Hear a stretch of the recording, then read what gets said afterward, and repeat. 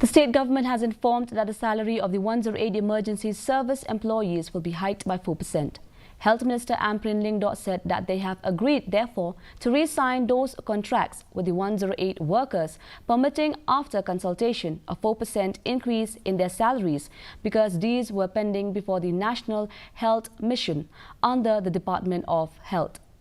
Lyngdoh said she had received a representation that there is another group of workers like EROs, pilots and receptionists in the 108 who are still dissatisfied with the 4% hike and they wanted 1% more increment.